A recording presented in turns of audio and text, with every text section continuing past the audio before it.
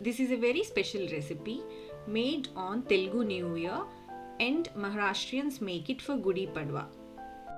This is also made in many variations for several occasions. Hi there, welcome to Dees Healthy Bites. On the occasion of Ugadi, I am making Bobbattu. This recipe is a unique blend of mango, paneer and pistachio stuffing. Before getting started, I would like to thank Kichiri for sending me these amazing Indian mangoes. Kichiri is an Indian online grocery store that delivers all across UK. Please click the description for their website details, and with no further delay, let's check out today's recipe's ingredients. Firstly, in a bowl, I've added the flour. I'm using wheat flour here. Normally it is made with plain flour. To this, I'm adding 1 cup of suji or semolina and a pinch of salt. Adding salt always enhances the sweets, and especially as this is a top layer, it really adds a good taste. But if you don't like it, you can skip it. Once everything is mixed well, I'm gonna add water to this and make it as a chapati dough. And when I've kneaded it well, that is when I'll add a tablespoon of ghee to this, which enhances the taste. Mix it well into a smooth dough like this and leave it aside. Let it sit until I finish making the stuffing. I'll now cover this with a kitchen roll and put the lid on. This will absorb any additional moisture. And now moving on to the filling. Take a pan on medium heat, add pistachios, dry roast them for about 2 to 3 minutes and set them aside to cool. Now to the same pan, add mango puree. I have pureed the fresh mangoes in a blender and strained it to make sure there are no lumps in it. I'm adding about 2 cups of puree to this. And keep stirring this continuously and make sure the pan is also heavy bottomed. Meanwhile, the pistachios have cooled and they are now ready to blend into a coarse powder. We will add these at a later stage. The mango puree is now nicely bubbling for 10 minutes now, and it is now time to add paneer to it. I'm adding 2 cups of finely grated paneer to this and give it a good mix. Continue stirring. To this now I'm adding brown sugar. You can add jaggery too.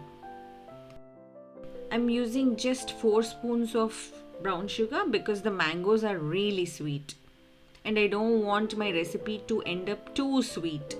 While this is cooking, I'll grind some cardamom.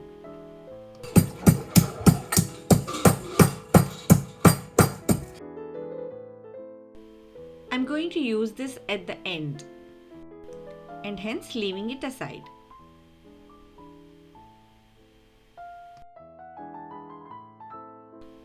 Continue mixing this and keep stirring it. You can use a spatula or a whisk. It is now thickened and it's time to add the ground pistachios to this. Let me scrape everything well from the jar and give it a good mix. Now our filling is fairly getting thicker and that is what we want. I'm going to stir this for some more time for about 5 minutes and then I'm going to add a spoonful of ghee or half spoon, how much ever you desire. Once the ghee starts to separate from the sides, that's when the mixture is ready.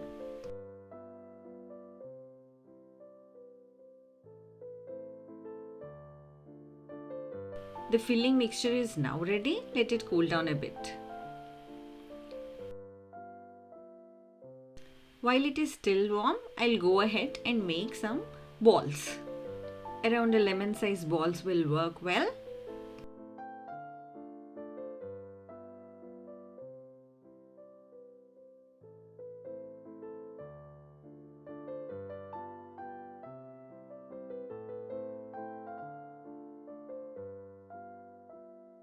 And now it's ready to roll.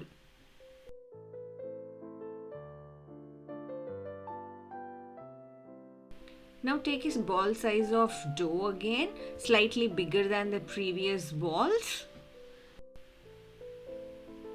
Now add ghee to this and spread it across like a roti with your rolling pin.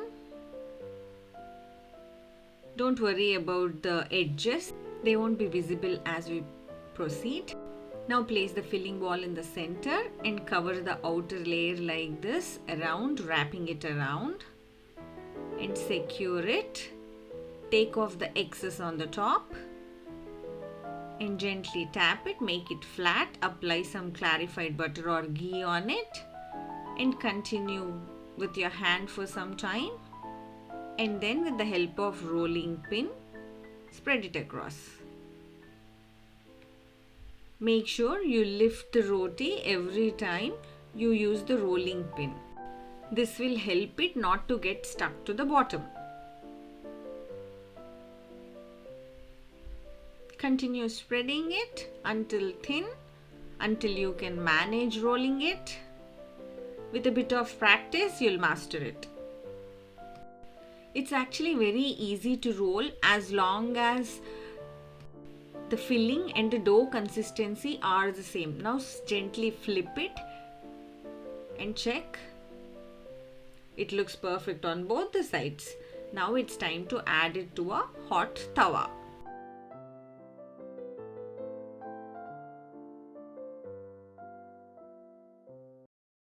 Now roast it well on both sides.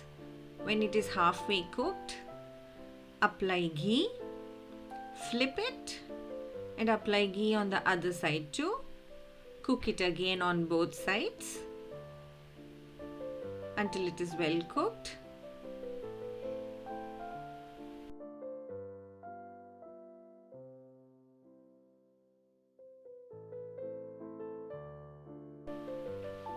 And that's it. It's ready to plate now.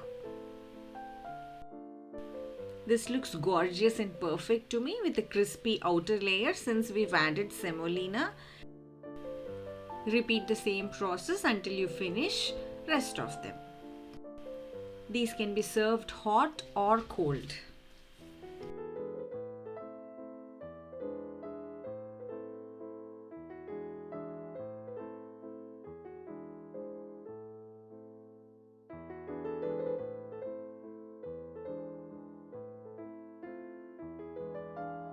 Thank you for watching.